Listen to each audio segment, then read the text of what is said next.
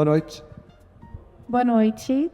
Nós estamos iniciando a 7ª edição do Narrativas.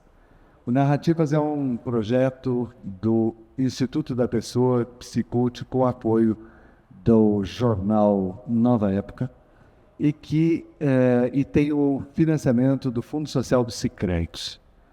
O Narrativas conta com uma psicóloga recém-formada, uma jovem psicóloga. Recém-formada já é pesado, já tem muito tempo de atuação, mas uma jovem profissional que traz para esse programa uma visão contemporânea da vontade de discutir, debater e propor novos temas para aquilo que está acontecendo em Canela e aquilo que pode vir a acontecer em Canela. E o Marco Aurélio Alves. Prazer, eu sou Camila Heidrich.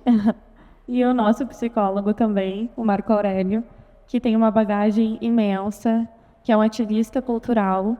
E não só uma bagagem profissional, mas eu acho que uma sensibilidade muito grande para trazer tanto aqui, agregar em todos os temas que a gente tem trazido para cá. Hoje é o Martim, mas nós já tivemos vários outros também, abordando os mais diversos temas, desde a alimentação, como hoje, a questão de saúde mental, animais, a gente teve também o Vitor Cassola, a questão de terceira idade, nós também teremos. Então, a gente vai trazer muitos convidados para cá para abordar todos esses temas, para agregar também no entendimento de vocês, para acolher também, porque isso é o Narrativas, é esse encontro das mais diversas vozes. E junto conosco, o Thiago Couto. O Thiago é um videomaker que opta por trabalhar na Serra e em Porto Alegre, então se divide entre os dois espaços. O Thiago, com a sua sensibilidade, tem mostrado no Narrativas que vai ao ar, aqui ao vivo, nas quartas-feiras às 7h30 da noite. E no YouTube e no Instagram, todas as segundas às 19h30, onde as pessoas podem assistir e conferir. Muito obrigado. Boa noite, Thiago. Boa noite. Então, o Narrativas também tem uma parcela de contribuição social. E por isso, no decorrer do ano, a Shirley Cortinaz, que é uma assistente social, vai fazer uma discussão e um debate desses programas que nós gravamos aqui, no Presídio de Canela, no CRAS, no CREAS de Canela e Gramado, no CAPS, sempre conversando com os públicos desses lugares, além do asilo, do asilo Santa Ângela, conversando com as pessoas sobre aquilo e sobre as ideias que aqui são postas. Aqui é um programa em que o público participa, que as pessoas podem opinar, podem conversar, mas lá a Shirley vai levar muito daquilo que os nossos convidados nos ensinam. Tu quer fazer a apresentação do Vamos Martim? lá? Nosso convidado dessa semana é Martim Meines Gil, criador de conteúdo que encontrou na gastronomia e na produção de vídeos a combinação perfeita entre duas grandes paixões. Ele é filho do Bira e da Marina, e afilhado da Nildinha, neto da Dona Edi Gil, que nos próximos dias vai fazer 100 anos. A Dona Edi é um patrimônio de Canela e provavelmente a moradora mais antiga de Canela, Muito dificilmente terá mais alguém. O Martim é formado em gastronomia e iniciou a sua trajetória acadêmica no comércio exterior, mas em 2022 ele decidiu seguir o coração e mergulhar no universo da cozinha. E ao mesmo tempo em que ele começou a compartilhar suas receitas em vídeos totalmente produzidos por ele, ou seja, enquanto cozinha, grava, o que é fantástico, e ele participa de tudo, da gravação à edição. O talento e a autenticidade logo chamaram a atenção. E ainda em 2022, ele conquistou a mixaria de 1 milhão de seguidores no TikTok e cerca de 300 mil no Instagram. Hoje, a sua comunidade já ultrapassa 2 milhões de pessoas, somando TikTok, Instagram e YouTube. Qualquer dia a gente chega lá, A gente está disputando aqui para ver se a gente chega a 20 seguidores. né? A gente está com uma Mas a dificuldade. gente movimenta muito a nossa página também, né? Um engajamento, assim, exorbitante. Eu ainda não entrei. Tá bom. Ele falou, vai me xingar agora, se eu disser que eu não entrei. Ela Ele não tem nem a senha da página. tu não vai compartilhar, é preciso. Eu nem sei, Ludi. Bom, para o Martim, cozinhar é uma arte e criar conteúdo também. E é nessa interseção que o seu trabalho ganha vida, unindo criatividade, técnica e paixão. Além de inspirar sua audiência, o Martim já colaborou com grandes marcas do ramo alimentício, como a Coca-Cola, a Fanta, a Nestlé, a Unilever, a Hellmann's e a Oster. Atualmente ele se prepara para uma nova etapa, a mudança para São Paulo, onde busca expandir horizontes, fortalecer conexões e abraçar ainda mais as oportunidades no mercado da criação de conteúdo gastronômico. É um prazer para nós receber a inteligência jovem, a inteligência feita de sensibilidade, e aqui está o Martim. Boa noite. Boa noite, Martim. E a gente... E a gente começa, então, perguntando para ti, quando que a cozinha começou a ocupar esse espaço na tua vida? Bom, começou muito cedo, por causa do meu pai. Agradeço muito a ele, inclusive. Na minha cabeça, assim, como criança, eu achava que todos os pais de todo mundo faziam eventos em casa todo final de semana para os amigos, faziam risoto, faziam churrasco. E quando eu comecei a ir na casa dos meus amigos e percebi que os pais deles nunca estavam cozinhando e eram sempre as mães, e na minha casa era totalmente o contrário. E isso foi uma coisa que foi um choque para mim quando eu era criança, e ele desde sempre me envolveu na cozinha. Então eu digo que é bom cozinhar, mas é muito mais legal cozinhar quando tu tem um ajudante, porque tu pode mandar ele fazendo outras coisas pra ti, tu pode ficar ali só focando no que não fica cheiro na mão, corta o alho, corta a cebola, manda o filho fazer. Essa é a melhor parte, amigo. Então eu cortava a cebola, ajudava ali. Ali pelos meus 12 anos, a minha mãe começou a liberar um pouco mais eu chegar perto de panela e fogo, enfim. E ao longo do tempo, claro que a gente se corta, a gente se queima, mas quando a gente se corta, na próxima vez a chance de a gente se cortar é bem menor. Então sempre é um aprendizado em cima de um aprendizado. E a cozinha sempre ocupou, a cozinha e a comida, não só cozinhar, mas comer também, sempre ocupou um espaço muito grande na minha vida. E é um dos conteúdos que eu mais consumo também, desde criança no YouTube e tudo, eu assistia vídeos de cozinha e eu gostava de testar as receitas na minha casa. E a diferença é que eu só comecei a gravar. Se eu te perguntar, o teu pai explorava a mão de obra infantil nesse momento, né? Ou seja, no jantar de casa. Consensual, era consensual. Tá bom, não, isso é legal informar. E essa atividade, olha, eu vou dizer que isso é ser pai. A gente fala tanto nesse momento, assim, do que é essa paternidade, fala-se tanto nisso. E isso é ser pai, né? É permitir a participação, é instigar. E olha tudo que ele instigou, né, nesse sujeito que está aqui. Eu queria te perguntar, o que te chama tanto a atenção na gastronomia que provocou uma mudança de curso? De repente, uma escolha para a universidade e, de repente, lá no meio, uma mudança. Eu já cozinhava em casa, no dia a dia, e consumia muito conteúdo de cozinha. E eu tinha um ex-colega meu, um ex-colega de ensino médio, que estava fazendo gastronomia ali na UX.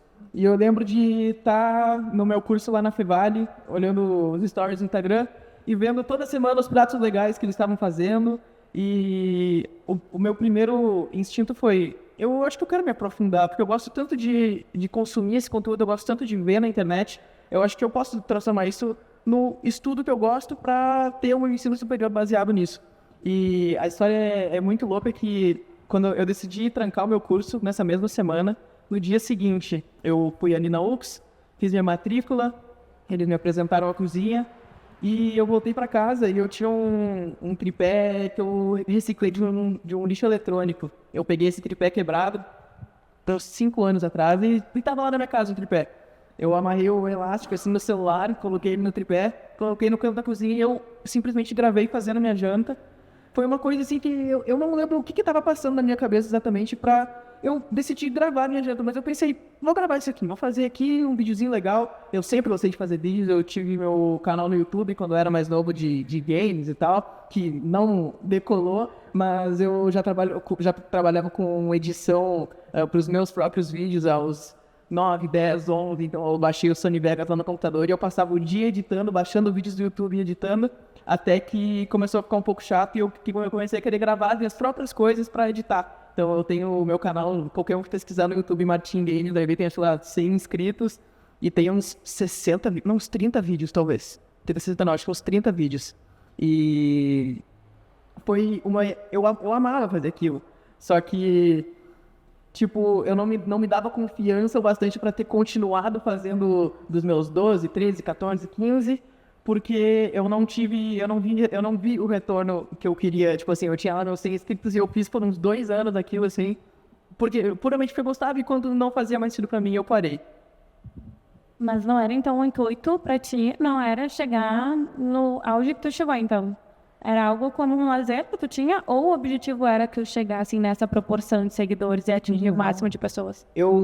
Esse primeiro vídeo que eu gravei no mesmo dia que eu fiz a minha matrícula, eu postei no TikTok e ele viralizou, e eu não imaginei que isso aconteceria. E eu não ia nem postar ele no TikTok, foi só no TikTok. Instagram, por acho que meus primeiros 2 meses, ele foi só pessoal meu, eu não postei nada nele, só postava só no TikTok no início. E esse primeiro vídeo que eu gravei, a minha namorada falou que eu editei, fez um vídeo legalzinho, assim, ela falou que deveria postar no TikTok, vai que bom, viraliza. Eu postei no TikTok e meu primeiro vídeo pegou mais de 1 milhão de visualizações. O primeiro vídeo? O primeiro vídeo. Meu Deus. E daí eu lembro que nesse primeiro dia que eu postei, já tinham passado umas 3 horas que eu tinha postado e, tipo, eu não entrei pra atualizar. Eu dei uma atualizada, 60 mil visualizações. E eu atualizei de novo, 65 mil visualizações. E atualizando assim, e aí eu pensei, isso aqui pode ser uma coisa legal. No mesmo segundo, peguei o carro, fui no mercado, comprei os ingredientes para fazer a próxima receita. E no início eu gravava todo dia, tava gravando todo dia e produzindo e quis muito fazer acontecer. Eu vi o resultado que deu aquele primeiro vídeo, tanto de o alcance que teve, e eu pensei para mim mesmo, eu preciso dar uma oportunidade para fazer isso aqui, porque une as duas coisas que eu une a cozinha e une a produção de vídeo, e eu não poderia pedir um trabalho melhor, né, pro universo. Então, ainda bem que eu persisti, né? E tu lembra qual foi a primeira receita? A primeira receita que tu gravou, que foi pro TikTok e deu esse resultado? Não foi nada muito uau, assim, não foi, mas foi uma comida bem honesta, foi um arroz requentado, tinha arroz que não sou honesto, foi assim, aquele arroz da geladeira, eu confesso isso, eu não botei no vídeo, eu só mostrei servindo arroz, eu não fiz ele do zero, ele foi requentado no micro-ondas, e aí eu tinha um bife de porco, temperei, salzinho, pimenta, chapear bem do lado, chapear bem do outro, e uma saladinha Caesar, só cortei umas alfaces, ralei o queijo ralado, botei um molhinho Caesar, fiz um empratamento até bonitinho pra quem, assim, nada demais, mas foi uma coisa normal, assim. Que agradasse seus olhos. E o vídeo ficou legal e eu fiz a marquinha registrada, que eu tinha bastante nos vídeos, que todo vídeo, em algum momento do vídeo eu fazia isso aqui, e eu chamava de marquinha registrada. E isso, as pessoas que me acompanhavam no início, todo mundo sempre me encontra na rua e fazem a marquinha registrada até hoje. Eu acho que E tu traz muito que a culinária pra ti também é uma forma de arte, né? A partir de que momento isso se tornou pra ti essa questão, assim? Entrando no assunto de arte, já entra em outra parte muito grande da minha vida. Eu diria que meus hobbies são 50% a gastronomia, 50% desenho, pintura. Eu fiz isso por mais tempo do que eu cozinhei. Esse foi o incentivo da minha mãe, que sempre me deu muita liberdade criativa para eu poder desenhar, para poder pintar. Então as paredes do meu quarto eu tenho todas pintadas, eu tenho grafite na minha casa, eu tenho tela, eu pintava tela, eu tenho sketchbooks inteiros de desenho e eu posto às vezes no meu Instagram os desenhos que eu fazia. Mas eu acho que não necessariamente a gastronomia tem uma ligação com desenhos, mas dentro de mim a minha criatividade e um certo intuito criativo para produzir um conteúdo que fale através da comida. Da mesma forma que eu tentava fazer com as pinturas, com os desenhos, e os primeiros Reels que eu produzi, que foram no ano de 2020, eram tipo time-lapses de eu fazendo desenhos na parede e tal, e mas são minhas paixões. E tu citou falar através da comida, né? E eu acho que a comida tem isso. A gente realmente fala através da comida, tem ali o cunho afetivo, né? A gente tem lembranças afetivas, ali a memória afetiva do cheirinho da casa da avó, da comidinha que a mãe faz e que ninguém consegue ter o temperinho ali da mãe, mesmo que a gente tente horrores fazer. Tu tem alguma dessas receitas que tu tem aí uma questão afetiva vinculada? Com certeza. E é vinculado à minha Dinda e ao meu pai. Toda quarta-feira era almoço na minha Dinda e ela sempre fazia... Eu tinha assim... a Sheila Bertolucci. E ela tinha semanas que ela fazia polenta mole, tinha semanas que ela fazia uma ação bem alemão, assim, tipo, bastante comida. Ela sempre faz bastante comida. E o meu pai também tem uma receita que ele faz, que é uma massa com frango, e é na panela de ferro, uma panela de ferro que a gente usa lá em casa, assim, desde sempre. E eu lembro na época de escola que quando eu chegava em casa da escola depois ali, na hora do almoço, eu entrava em casa e eu sentia o cheiro e eu sabia que meu pai estava fazendo aquela massa, sabe? Quando tu falou na tua mãe, nessa influência artística aí da tua mãe, a tua mãe produzia o maior evento que Canela já teve e continua produzindo? Continua produzindo o maior evento da história, que é Bonecos de Canela. Estas rodadas de cozinha que o teu pai ficava cozinhando, esses convidados, quem era? Você lembra de alguns? Lembro sim, eram amigos pessoais nossos, amigos do meu pai, amigos da minha mãe, casal de amigos, ou parentes de outras cidades que vinham visitar. A gente tem parentes de São Paulo que vem de vez em quando, tinha a nossa tia Rosa, minha tia Betina. Então, a gente tinha um movimento bem legal na nossa casa e meu pai sempre fazia questão de agradar com comida boa. Eu sempre via ele realmente se esforçando para fazer uma comida boa e todo mundo elogiava. E a minha mãe, quando chegavam os convidados, ela falava, hoje você dá a sorte que o Bira tá cozinhando. E ela sempre, assim, levantava o trabalho dele e chegava na hora e alcançava. Ele correspondia. E dentro da cozinha, quais são as suas maiores referências, assim, seja também dentro da cozinha, né, nos pratos, mas também na criação de conteúdo que tu faz? Bom, é difícil escolher é difícil escolher 10, é difícil, sabe? Mas eu sigo muita gente, mas eu tento me manter mais com os criadores brasileiros, que eu posso fazer um networking mais fácil agora em São Paulo, mas eu também tenho muitos contatos de criadores eu chamo food creators, né, ao redor do mundo. Então eu fui num evento, acho até nessa foto ali, foi nesse evento em Paris, da Coca-Cola, e eles chamaram vários influenciadores do mundo inteiro para fazer esse evento lá. E lá eu conheci muitas das minhas inspirações, que eu assistia antes de começar a fazer conteúdo. Um deles é o Laurent Dagenet, e ele é um canadense de Quebec. E eu assisti os vídeos dele e me inspirou muito com o estilo de vídeo que eu faço hoje. E hoje em dia é muito legal que eu conheci ele pessoalmente, eu tenho um canal aberto de comunicação com ele. Então eu diria que o Laurent é talvez o top 1. Mary Madison é outro top 2. Ele é cozinheiro, ele é dono de restaurante, mas ele é principalmente youtuber. E ele é um cara com um carisma imenso. E eu assisto ele, assim, desde que eu tenho ali meus 9 anos. E ele não era nem grande, assim, no YouTube. E eu não sei porque um dia eu acho que o algoritmo lá do YouTube, em 2011, entregou vídeos de cozinha e eu me interessei muito. Mas já era um interesse meu, mas acho que encaixou, sabe? Conta para nós o que era esse evento de Paris. O que aconteceu? Quem é que estava lá? O que ia lá?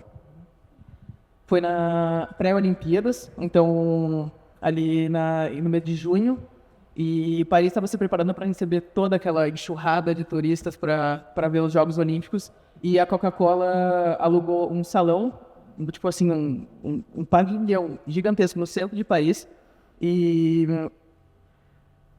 dentro desse pavilhão tinham vários estandes, cada um representando um país.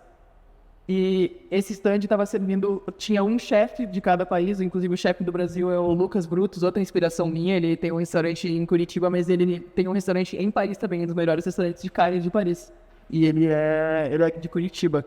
ele era o que estava no stand do Brasil, tinha do México, tinha Filipinas, tinha assim, o leste da Ásia inteiro, tinha a América inteira, vários países da Europa, tinham assim muitos stands e todos servindo comida típica, e eles fizeram uma ação nas redes sociais para divulgar esse pavilhão para aquele monte de turista que estava vindo de todos os países do mundo. Eles chamaram 1 ou 2 ou mais influenciadores de cada país que estaria nos stands lá. Então foi eu e mais uma brasileira, que é eu acredito que ela é de Goiânia, uma mulher bem gente boa.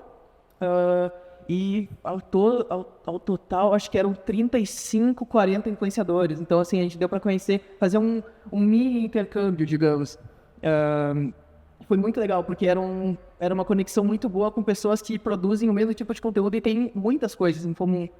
Então, eu acho que foi uma das experiências mais legais que meu trabalho já me proporcionou. Além de, claro, poder viajar para Paris, eu estava indo pela segunda vez, mas ter ido com uma estrutura em volta e as pessoas que estavam ali, que tem tudo isso em comum comigo, e todas as pessoas em comum, eu achei muito legal. Foi uma experiência que eu vou me lembrar para o resto da vida, com certeza. Mas, além dessa experiência que tu teve, que acho que te marcou muito, né? Teve alguma outra que te causou talvez até uma nova percepção assim da tua forma de criação de conteúdo, do que tu vinha apresentando? Sim, minha última vez que eu fui para São Paulo, eu fui convidado para a inauguração do estúdio de um influenciador chamado Chef Otto. Ele é bem grande, Instagram, TikTok, YouTube, eu acho que ele é um dos maiores de gastronomia assim do Brasil. E ele não faz necessariamente uma gastronomia de restaurante, mas ele faz um conteúdo muito engajante. Então, eu fui na inauguração do estúdio dele e ver a estrutura que tinha naquele lugar. E no estúdio dele ele tem 3 cozinhas, ele tem uma equipe de 15 pessoas, então, mas a produção dele assim é uma roda que gira, assim, sabe? Eu comparo com eu fazendo tudo sozinho e eu não sei se necessariamente eu almejo ter um time de pessoas ou se eu realmente eu gosto de fazer sozinho. Eu acho que agora indo para São Paulo eu vou ver novos horizontes, eu vou ver novas coisas e talvez eu mude isso sobre mim. Mas a sensação que eu tenho é que eu gosto de fazer as coisas sozinho, mas ver a estrutura que ele tem para geração de conteúdo, ver aquele estúdio inteiro e ver todos os tripés, todas as câmeras, tipo, eu amo essas coisas, sabe? Então, eu acho que ver essas coisas em São Paulo sobe o sarrafo para mim, se eu posso entender dessa forma. Legal. O que eu queria te perguntar, da gravação, tu faz a gravação, a edição, o roteiro, a receita, tudo é teu. Então, isso é uma ideia, é uma concepção que tu pensa em multiplicar, ou é esse prazer que o Bira tinha de receber as visitas e que tu tem só de gravar? Como é que é? O meu prazer de cozinhar, também pelo ato de cozinhar, mas claro que é sempre melhor cozinhar quando tu vai cozinhar para alguém, quando tem alguém esperando a tua comida. E isso é o que eu quero trazer mais para os vídeos. Eu fiz bastante, eu faço muito minha namorada de cobaia nos vídeos, então direto é eu fazendo a janta e servindo para ela no final. Então, mas eu quero com certeza trazer aspectos diferentes e não só, porque se olhar meu perfil hoje em dia, ele é um pouco unilateral. Os vídeos são todos bem no mesmo modelo. E quando eu viajo, eu faço conteúdos de diferentes estilos, eu faço conteúdos na rua, falando com a câmera, e indo buscar o ingrediente tal, lugar tal, para fazer o prato, para experimentar a comida histórica tal. Então, assim, eu gostei muito de viajar nos últimos anos para produzir esse tipo de conteúdo. E também é uma questão de ter ido para São Paulo, que eu posso fazer isso em São Paulo também, é muito barzinho, muito restaurantezinho. Então, aquela coisa, como é que eu posso dizer? É uma cidade que propõe coisas vivas, gera conteúdo, o tempo todo tem um convite para alguma coisa, tem um evento, que caiba no meu conteúdo, que seja algo com a estética do meu perfil, com a estética das pessoas, que as pessoas que me seguem querem ver, sabe? Então, bom, eu provavelmente me desviei totalmente da pergunta de todas até agora. Legal. Não, enquanto tu falava, eu fiquei pensando, então tu não pretenderia abranger outros espaços ou abrir um espaço para ti o que tu faz é mais para internet, é mais para familiares, do que tu pensar em, por exemplo, montar um restaurante? Montar um restaurante é um negócio muito, assim, drástico para mim. Mas é uma coisa que eu vejo muito nos influencers de fora do Brasil fazendo, são pop-ups. Então, muitos restaurantes em Nova York fazem, ele tem esse contato, sabe? Meu amigo é dono desse restaurante na esquina tal. Naquele final de semana, muda o logo, vira, sei lá, o sanduíche do Martim, que foi o sanduíche viral lá e tal. E naquele final de semana, a gente vai estar lá produzindo e fazendo, tipo, conteúdo e servindo as pessoas e tendo um serviço para as pessoas que sempre quiseram experimentar e para as pessoas que acompanham e para os fãs. E isso é uma coisa que eu sinto falta de contato pessoal com as pessoas que me seguem. Em São Paulo, tem uma concentração muito grande de pessoas assim que seguem o meu perfil. São Paulo, Rio de Janeiro, sempre são cidades grandes assim que eu sou mais reconhecido. Então, eu quero explorar essa interação com os meus seguidores, essa interação literalmente pessoalmente, sabe? Não só digital, ou pela DM ou nos stories, sabe? E quando tu vai a um restaurante, como é que é a sensação? Porque essa coisinha do prazer, da alegria, de pensar nos temperos, quando tu vai a algum lugar, tu chega em qualquer restaurante de Canela ou de qualquer lugar, como é que tu te sente? Como é que é a tua experiência nesses lugares? Eu sempre tento ir de mente aberta e sem nenhum preconceito daquele lugar que eu estou entrando, porque a única prova é a comida que vai ser servida. E eu sempre tento não julgar muito. Óbvio que a gente não resiste aos pensamentos, né? Então, claro que existem experiências que não são tão positivas, mas eu diria que, no geral, a gastronomia brasileira, e eu já, assim, degustei de gastronomias do mundo inteiro, eu diria que a gastronomia brasileira está fazendo um trabalho muito bom, assim. Eu diria que, falando de restaurantes, os cozinheiros brasileiros, os chefs brasileiros estão em um nível muito alto mesmo, assim, um nível internacional. Então, claro que tem várias propostas, né? Nem sempre a proposta de um restaurante é um restaurante chefiado ou com a ideia de ser estrelado. Às vezes é só uma comida mais caseira, um buffet. Então, cada restaurante tem a sua proposta e eu tento julgar dentro de cada proposta de cada restaurante, sabe? E tu viu Então, desculpa, então as pessoas não precisam ter medo quando tu chega. Nem um pouco. Nem um pouco de medo. Eu sou gente boa, sou uma gente fina. Se alguém não tinha percebido ainda que ele é muito gente boa, né? Ele acaba de nos avisar.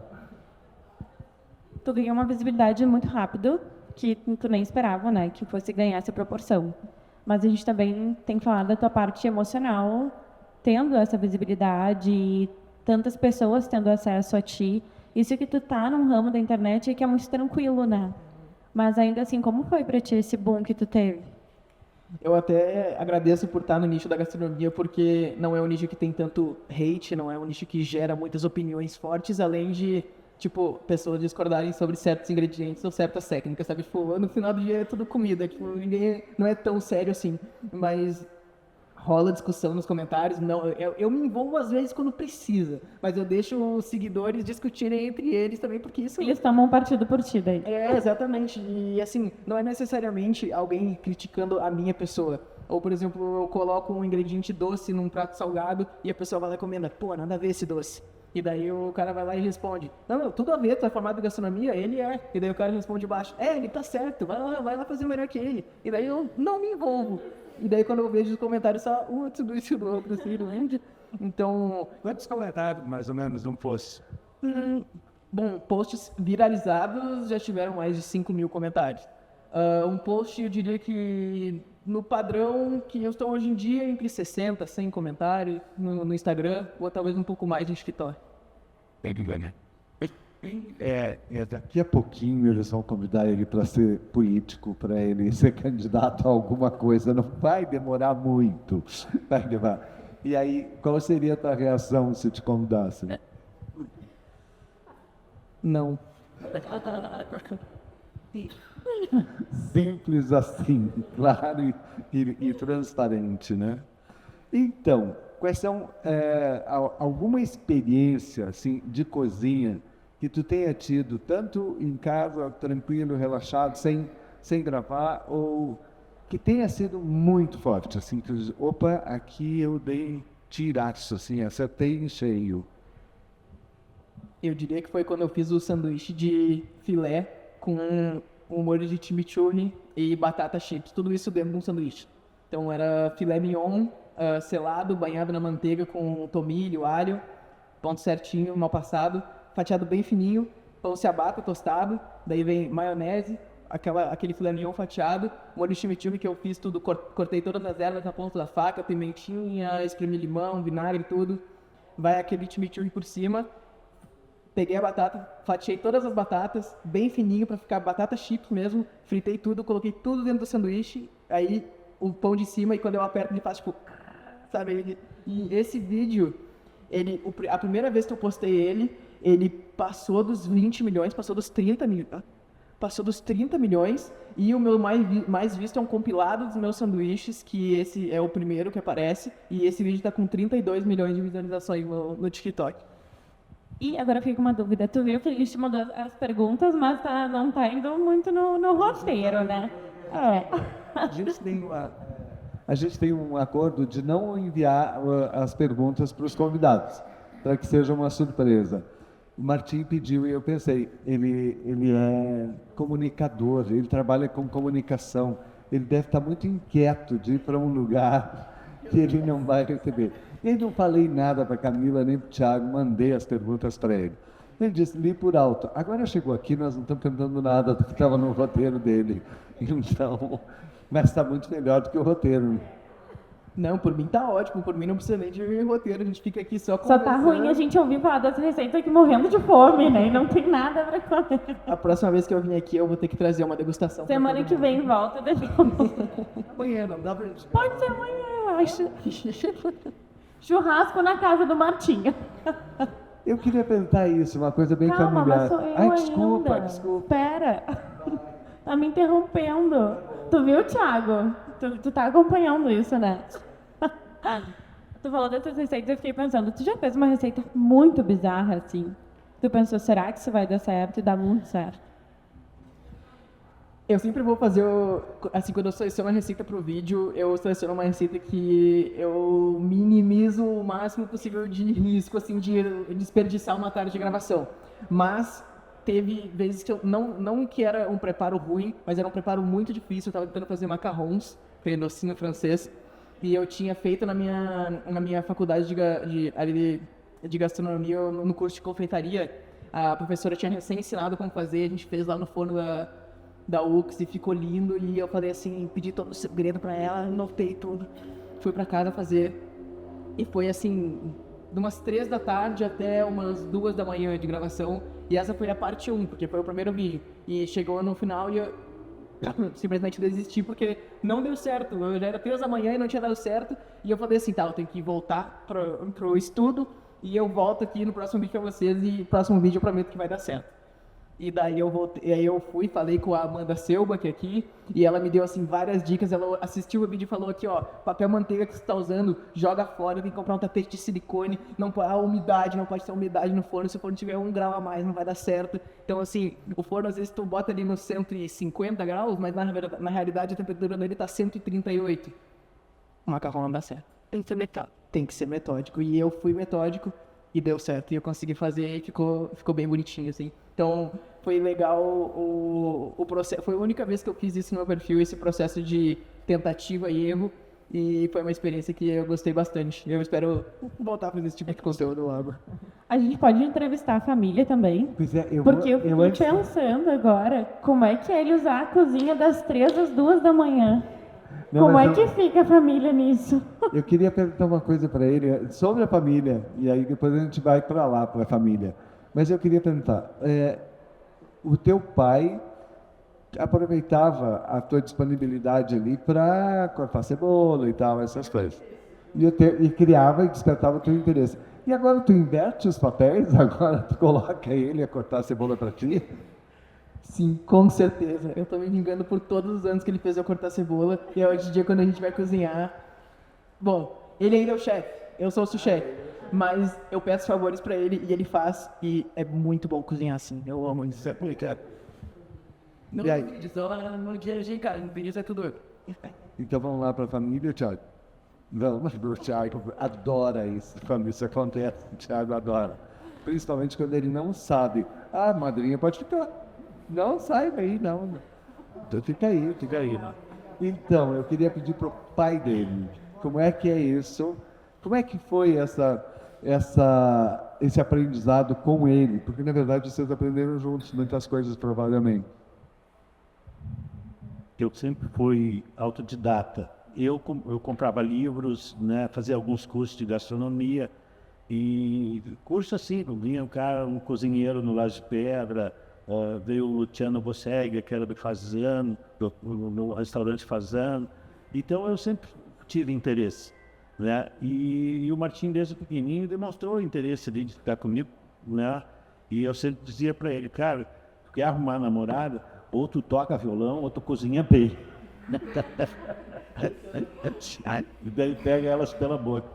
E ele curtia. Daí quando ele morou em Praga, que ele fez intercâmbio, ele interagindo com o americano, com os mexicanos, os argentinos, eles cozinhavam e o Martim de vez em quando me ligava, pai, aquela comida que tu faz, como é que é, tal, e ele cozinhava lá e o pessoal gostava. E ele se empolgava com isso aí também, né? O Bira falou uma coisa e depois eu volto para a Marina. Mas eu queria aproveitar essa tua experiência em Praga. Como é que foi esse intercâmbio em Praga? Bom, a experiência que eu tive em Praga foi em 2019 e 2020. Eu morei um ano lá, eu tinha 16 para 17 anos. E foi a melhor experiência que eu já tive na minha vida. E eu viveria de novo todos os anos da minha vida, se eu pudesse. E as pessoas falam que o ano de intercâmbio, tu vive uma vida inteira em um ano, e depois tu passa o resto da vida sentindo saudade daquele um ano. E foi uma experiência incrível que abriu minha cabeça para o mundo. Eu conheci pessoas do mundo inteiro, eu fiz amizade com pessoas do mundo inteiro, amizades que eu mantenho até hoje, pessoas que vieram me visitar aqui em Canela de muito longe, e pessoas que eu tenho um grande carinho, amigos de intercâmbio. E também muito a ver com a gastronomia. Eu explorei muito a minha paixão pela gastronomia na cidade de Praga, porque ela é muito multicultural. Então, lá a gente vê vários restaurantes vietnamitas, muito restaurante asiático, todos os tipos de comida que tu pode imaginar. E a gente, toda semana, umas 2, 3 vezes por semana, a gente pegava ali o dinheiro da nossa mesada do Rotary e a gente escolhia um restaurante legal para ir. Era mais comida de rua, mas assim, o que cabia no bolso, mas a gente comeu muita comida boa e assim, não, a gente não ia em restaurante chique, a gente ia no restaurante da vovozinha chinesinha que fazia lá tipo, os bao e os dumplings e todas aquelas coisas maravilhosas, e eu senti sabores do mundo inteiro no meu intercâmbio. Na minha primeira família também eu tinha o dever de cozinhar uma vez por semana, então uma vez por semana eu fazia um prato brasileiro para eles. Isso foi uma coisa muito legal também, porque eu explorei a gastronomia do meu país, pratos assim que, bife acebolado, feijão, eu fiz tudo para eles, e eles amaram. E ver, literalmente assim, um intercâmbio cultural na sua mais pura forma, em formato de comida. E eu lembro de ver assim, no olhar deles, comendo e sentindo o mesmo sabor que a gente sente aqui, e que eu sinto na minha casa, que eu sentia com a comida que meu pai fazia, e eles achando maravilhoso, dizendo, a gente vai fazer essa receita mais vezes, a gente vai virar uma receita aqui de casa. E eles anotavam, e eu acredito que eles façam até hoje. Vou voltar lá para a Marina. Então, eu queria saber da Marina, assim, como é que é viver com 2 chefes em casa? Vou só ver meu shape aqui, que tu vai perceber. É comer muito bem, né, o tempo todo, todos os dias, né? O Bira é aquele que cozinha, vamos dizer assim, mais ou menos assim, um cozinha ao meio-dia, outro cozinha à noite. Ontem, por exemplo, a gente chegou de Porto Alegre, eu na estrada, disse, hoje eu quero um hambúrguer. Passei no WhatsApp, Martim, vamos fazer um hambúrguer, Martim? Vamos. Cheguei, deixa eu pegar hambúrguer. E, senhor hambúrguer, né, Martim? Senhor. Não, garante, não. Então, significa comer muito bem. Como é que é? Esses pedidos, eles chegam assim por WhatsApp e tu atende? Eu sempre tenho que atender, inclusive essa semana também eu fiz uma sobremesa, eu fiz uma tartatão, uma torta de maçã com chantilly, assim, também tava uma delícia, então, direto assim, ó, do nada, assim, minha mãe, Martinho, tá com tanta vontade de comer tal coisa, eu vou passar no mercado e comprar, tu faz? Faço. Então, nossa, eu gosto muito de fazer as jantas lá em casa, e às vezes eu e meu pai a gente faz junto, e às vezes meu pai faz, às vezes eu faço almoço, às vezes ele faz almoço, às vezes eu faço a janta, a gente reveza para ficar equilibrado. E eu gosto muito de cozinhar em casa, com certeza é a dose diária que eu tenho de poder servir alguém ali e tá fazendo aquela boa ação. E o que eu gosto, eu realmente gosto de cozinhar, eu gosto de estar ali, e eu gosto de fazer o almoço, gosto de fazer a janta e gosto de servir. Eu tenho duas perguntas. Então não me interrompe. Porque a gente também tem uma outra situação aqui que ele não deixa eu falar. E fica o tempo todo tirando o microfone, sabe? Então a gente tem que se conter um pouquinho. Mas em relação às tuas experiências culturais que tu teve, e tu também, trabalhando com tantos pratos, tu consegue implementar essas experiências que tu tem dentro dos pratos que tu faz, mas trazendo também a tua identidade para ele? Com certeza. Se tu for ver os meus vídeos e as receitas que eu posto, os preparos que eu faço, eles têm muita influência internacional, mas todos têm uma certa combinação, ou até a forma de apresentar mesmo, que tem a minha identidade, tem o meu jeito. Eu tenho o meu jeito de empratar, eu tenho o meu jeito de montar um sanduíche, eu tenho literalmente a minha identidade motora, sabe? São os movimentos que eu faço. A cozinha, tu vê os movimentos de um cozinheiro, e cada cozinheiro tem um certo estilo, sabe? Então eu tento passar isso pros vídeos, não só em questão de comida, mas as pessoas gostam de assistir parece uma dança, né? No vídeo eu faço parecer uma dança porque é muito rápido, tem os cortes, encaixado, em looping, o final faz um looping com o início. Qual foi a pergunta? Se tu consegue implementar a tua identidade, eu acho que tu respondeu. E a próxima pergunta? A próxima pergunta é sobre essa parte emocional que tu citou, do teu intercâmbio, né, apresentando os pratos. Se aqui tu também sente isso, ou se tu já sentiu, ou se tu já percebeu essa parte mais emocional. Tu apresentando o prato, a pessoa recebendo. Sim, com certeza. Eu recebo amigos em casa, eu faço janta às vezes para amigos meu e da minha namorada, amigos dos meus pais, parentes nossos também. O que meu pai fazia hoje em dia, literalmente eu que faço. Quando vai visita lá em casa, ou eu cozinho ou meu pai, a gente cozinha junto, faz pizza, a gente faz assim pratos bonitos para receber os convidados. E eu agora, foi a primeira vez que eu pensei nisso, mas eu estou fazendo o que eu via meu pai fazendo quando eu era criança, fazendo esses eventos para os convidados da casa e cozinhando para eles, e agora eu estou fazendo a mesma coisa que ele fazia. E aí, aliás, para quem conheceu o Bira com a idade dele, eles são iguais, né? É exatamente igual, o mesmo estilo, a mesma postura, o mesmo sorriso, né? E a tua avó, alguma vez tu já cozinhou para ela ou ela cozinhou para ti? Ela cozinhou para mim muitas vezes, a minha avó. Ela fazia a torta russa, que é uma torta de chocolate, e ela usa gordura de coco também, é uma delícia, assim, acho que é uma das melhores tortas que eu já comi na minha vida.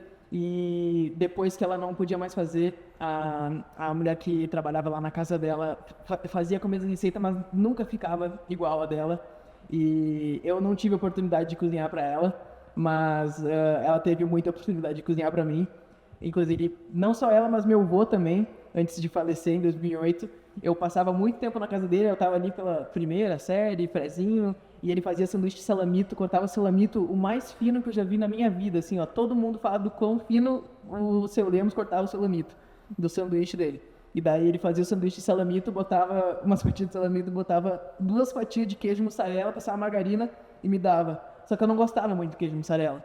E daí só que eu não queria falar pra ele que eu não gostava do queijo. Tipo, como é que eu vou abrir e, tipo, tirar na frente dele? Daí eu tirava o queijo escondido e guardava embaixo da almofada de sofá. E uns meses depois, tiraram a almofada de sofá e tinha um monstro lá embaixo. Mas Martinho, tu não gosta do queijo? Era só falar. Se o Lemos deve ter adorado isso. De aquele monte de queijo. E ele deveria ser muito avô de adorar fazer as coisas para ti. Eu não deixava sobrar nada do sanduíche. Eu, assim, eu mandava ver no sanduíche só o queijo que eu separava e eu, assim, ó, botei embaixo da almofada, vai sumir para sempre. Vai entrar no buraco negro da almofada. As coisas somem dentro das almofadas. Controle, tudo some. É, basicamente, essa é a minha linha de pensamento. Era a minha linha de pensamento. Aqui, pai. Agora falando da tua trajetória até aqui, se tu parar para avaliar, o que que mais te orgulha até aqui, do que tu já fez, do que tu já viveu, do que tu já experienciou? Eu me orgulho muito de inspirar outros jovens que têm mais ou menos a mesma faixa etária que eu e que passam por pensamentos que todo jovem tem e poder ajudar essas pessoas e muitas delas falam comigo e assim me tem como uma inspiração, sabe? E eu tenho muito orgulho de ser a inspiração de alguém, seja só de uma pessoa, eu vou ser muito orgulhoso de ser a inspiração daquela pessoa e poder inspirar vários. Então, assim, é um orgulho que eu não consigo realmente colocar em palavras, assim, o impacto, e eu não tenho noção do impacto que causa. E isso é o mais fascinante de tudo, eu não ter noção exatamente, sabe? E tu nunca recebeu nenhuma mensagem assim que te impactou e tu pensou, nossa, Muitas, diversas. Eu já recebi muitos textos, eu já recebi muitas mensagens bem fortes, assim, tipo assim, jovens que estavam indecisos também com outros cursos, jovens saindo do ensino médio e dizendo assim, eu convenci meus pais que a me deixarem fazer faculdade de gastronomia, mostrando o teu perfil, e agora, por causa de ti, eu vou poder ir atrás, literalmente, do meu sonho, porque eu convenci meus pais mostrando os teus vídeos. Então, assim, ouvir coisas assim e ver o impacto positivo na vida dos seguidores e ver que alguém está sendo feliz fazendo o que ama, que a gente compartilha esse amor pela cozinha, esse amor pela comida, e é uma felicidade muito grande. Em Canela, como é que tu vê Canela? O que é a Canela assim na tua história? Tu agora está te preparando para mudar, mas o que é assim essa história? Como é que foi a tua história aqui? Como é que é a tua vida aqui? E dando sequência ao que a Camila disse, assim, as pessoas, os jovens daqui, às vezes sofrem de um tédio, né? Por falta de opções, por falta de oportunidades. E tu criou, exato, e tu criou as tuas opções, tu fez isso. Então, por isso, tu é uma inspiração e por isso que a gente fazia muita questão de conversar contigo, porque é uma inspiração e tu fez acontecer. Eu vou aqui referendar mais uma vez o pai, a figura do pai junto, que muitas vezes está distante, né? Mas a gente está vendo aqui a importância da figura do pai, o vínculo afetivo, né? E também o referencial da mãe quando tu traz a arte junto contigo. E aí nós podemos pensar que ele misturou duas coisas que na maior parte das pessoas imagina que isso não é futuro. Para o meu filho, imagina meu filho querer cozinhar, não é futuro, né? Imagina meu filho desenhando as paredes do quarto. Vamos mandar ele pintar, vamos dar um castigo para ele, né? Pintar com cal. Como é que fala? não, era só para complementar a tua fala, que às vezes é um tempo de qualidade que vocês tinham que não tinha nem essa intenção, né? Nem imaginavam a proporção que ele teria, e ainda assim nisso surtiu agora a carreira dele, a aspiração dele de vida, a partir de um tempo de qualidade doado ali que a gente vê que tem se perdido muito hoje também, né? Eu acho que o ambiente e os meus pais foram o combo perfeito para eu ter todos os incentivos que eu precisei para aflorar essa minha parte criativa, essa minha parte de não necessariamente querer o curso que todos os meus colegas queriam, ou querer um curso só porque ele parece ser mais sério, porque, assim, como os meus seguidores relatam para mim, a gastronomia não é vista como um curso muito, muito sério, assim, tipo, os caras falam, vai fazer uma administração, vai lá, então, assim, foi o combo perfeito, assim, o lugar que eu cresci. Eu agradeço muito a Canela por, assim, ter sido o meu lar a minha vida inteira, assim. Eu gosto de falar que eu não troco isso aqui por nada, mas é uma situação onde realmente, se colocar na balança o tanto de oportunidades que eu tenho lá em São Paulo, eu realmente, é o momento da minha vida de eu ir para lá E não necessariamente para ficar minha vida inteira, mas para não deixar o cavalo passar encilhado e não montar, sabe? Então, eu tô muito ansioso para ir para São Paulo, mas eu mantenho Canela no meu coração para sempre. O tempo que eu passei em Praga também, eu me lembrava de Canela todos os dias e das araucárias aqui e dos campos aqui de cima da serra, e eu gosto muito do nosso lugar, do nosso lar aqui. Eu tenho um carinho enorme pela Serra Gaúcha. Assim, eu gostaria de ter mostrado mais, enquanto eu morava aqui, as belezas da nossa cidade, da nossa região, mas ultimamente eu fiz um vídeo de uma publicidade para um azeite que tá sendo vendido no Brasil, e eu fui caçar cogumelos aqui cogumelos comestíveis aqui nos arredores de Canela e São Francisco de Paula, e mostrei pro Brasil, assim, eu vi que pessoas do Brasil inteiro viram e admiraram o que a gente tem aqui, a nossa natureza daqui. Muitas pessoas comentando assim do Nordeste, tipo, meu Deus, eu nunca tinha visto, eu tipo, achava que era, sei lá, outro país, assim, as nossas vistas, os nossos campos aqui, sabe? Então, eu vou carregar Canela dentro de mim para sempre, com todas as pessoas que eu conhecer. Em algum momento eu vou citar a minha cidade, eu vou falar das coisas que tem aqui. E eu tenho um amor muito grande pela minha cidade e pelo que os meus pais me proporcionaram para eu literalmente me desenvolver, tanto a minha parte física quanto a minha parte mental e criativa, que é muito importante para mim hoje em dia. Literalmente meu trabalho é minha criatividade, sabe? E quais são as suas expectativas agora, São Paulo? Eu tive uma reunião com a minha agência justamente hoje sobre isso, e em São Paulo, as marcas que eu trabalho, elas fazem muitos eventos com influenciadores, com o público, para lançar produtos. Então, assim, eu quero estar mais próximo das marcas que eu represento, das marcas que eu trabalho, e conhecer as pessoas do meio, conhecer as pessoas da minha própria agência, que eu não conheço nenhuma delas pessoalmente ainda. Então, São Paulo vai me proporcionar um networking legal, que eu já tenho um bom networking, por isso que eu me sinto seguro para ir. Eu estou indo bastante desde 2022, eu vou bastante a São Paulo e fiz bastantes conexões lá.